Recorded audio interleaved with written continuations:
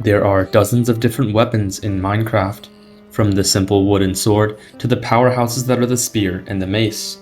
However, for most people who have long-term survival worlds, there is one weapon that stands above them all, the netherite sword. With a fast attack speed, high damage, and high enchantment potential, it is quite literally the Swiss Army knife of all weapons. However, the netherite sword still has its ambiguities. In particular, the debate between Sharpness and Smite has raged on for over a decade now, and the consensus is that it all really just comes down to personal preference. Or does it? What if I told you that there is a solution for this, one grounded in the game's actual code and not some nebulous idea of power? In this video, we'll go through the game's code in order to determine which of these two enchantments is mathematically superior for a general survival sword.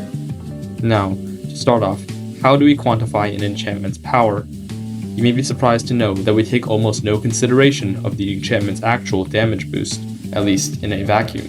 What's actually important here is the number of successful hits that it takes for a weapon to kill a mob, e.g., the relationship between the damage of the weapon with the enchantment and the health of mobs in Minecraft. Under our definition of power, a sword dealing 10 damage and a sword dealing 20 damage are functionally the exact same when we compare their abilities to kill an 8 health mob.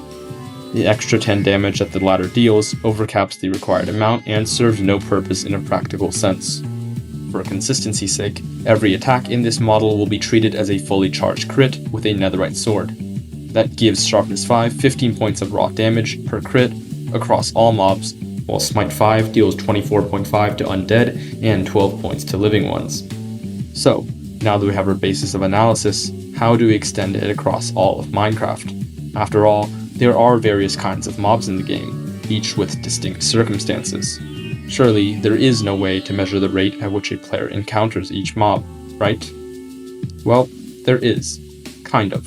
Our answer lies in the manner by which Minecraft spawns mobs in its code. You see, the way Minecraft decides which mob to spawn at a selected location is not uniformly random. For each spawn attempt, Minecraft simulates a weighted lottery.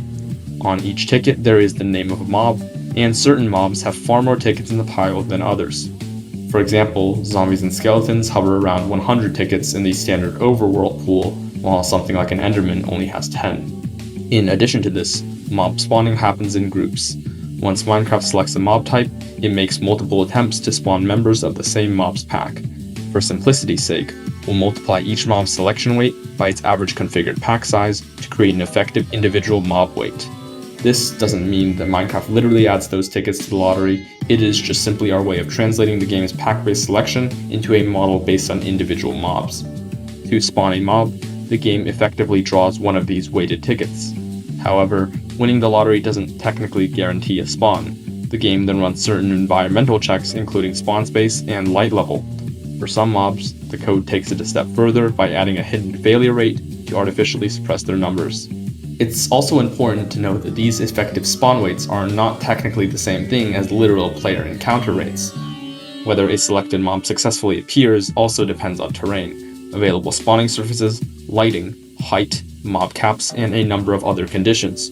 In order to calculate the true probability, we'd have to take into consideration the entirety of the world generation function, as well as human psychology and structure spawns, something we'd realistically only be able to achieve with thousands of hours worth of raw footage.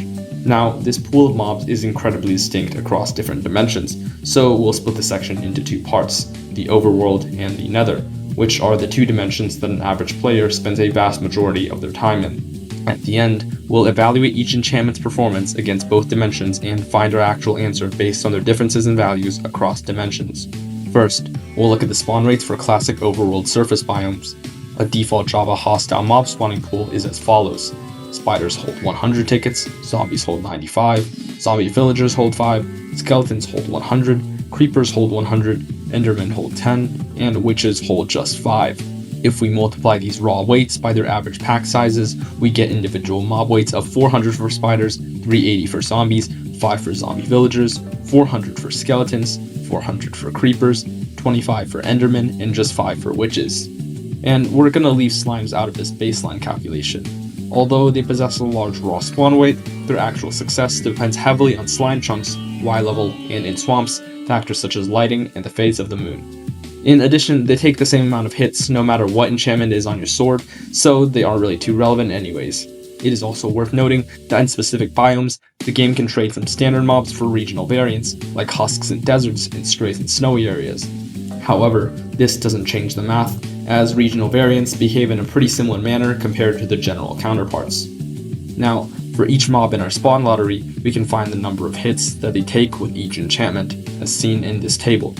By calculating the expected value of these pack-adjusted lists, we find that Smite edges out Sharpness by almost half a hit, roughly 1.55 hits per mob, compared to Sharpness's 2.02. Under the standard Overworld model, this means Smite requires roughly 23% fewer hits. Now that we've gone over the Overworld statistics, let's compare these enchantments in the context of Nether mobs. Unlike the Overworld, the Nether is split into 5 distinct biome types, each with different spawning patterns. As such, we'll have to go through each one individually in order to draw our conclusion. To begin with, we'll first cut ghasts out of the equation, as they are flying mobs and aren't really attacked with swords in most cases. The Netherweights is the most common biome in the Nether, making up roughly 36.3% of the Nether's biome volume. Here, the lottery pool is heavily skewed towards the undead, as the zombified piglins hold a vast majority of the spawn weight. From this, we calculate the expected value of the number of hits it takes to kill mobs, which nets us around 2 hits per mob on average for Sharpness and just 1.16 for Smite. For the Crimson Forest, which covers roughly 22.2%, Sharpness is able to take the lead. The adjusted mob rates are dominated by living mobs, with 31.5 for hoglins and 17.5 for piglins. Hoglins, in particular, take 1 more hit from Smite than from Sharpness due to their health, resulting in the following hit averages. The Warped Forest makes up only around 8.5% of the Nether, and is quite simple. The only mob that spawns there is the Enderman, so we get a simple 3 to 4 ratio in favor of Sharpness. Next, we have the Soul Sand Valley, which makes up roughly 17.1% of the Nether. This biome is characterized by its large amount of skeletons, having effective weights of 100 for skeletons. Smite again dominates, averaging roughly 1.12 hits per mob compared with Sharpness's 2.04. Finally, Basalt Deltas make up roughly 15.9% of the Nether, and outside of ghasts and striders, consist of only magma cubes. Magma cubes take the same amount of shots from each enchantment, no matter the size, which makes our result here a tie. If we now weight each of these biome level results by the approximate volume covered by each Nether biome, the resulting difference is about 0.25 hits per model mob in Smite's favor across the Nether. Varying based off of regional difficulty, the absolute averages sit at roughly 2.13 hits for Sharpness and 1.87 for Smite. In conclusion, under our pack-adjusted spawn weight model, Smite edges out Sharpness in both the standard Overworld pool and the Nether, making it the mathematically superior choice under this definition for many classic survival players. But in truth, that's not the end of the story. At its core, Minecraft is a sandbox game, a blank canvas that feels no need to conform to the deeds, locations, and thoughts of the so-called optimal player. If you're a classic adventurer fighting naturally spawning mobs, Smite may very well be better. And if you are part of the PvP community, Sharpness leads by far. If your name is Spiders George, you may as well use Bane. And with that, we finally reached the conclusion of this video. I sincerely hope that you guys have enjoyed it, and I'll see you guys in the next one.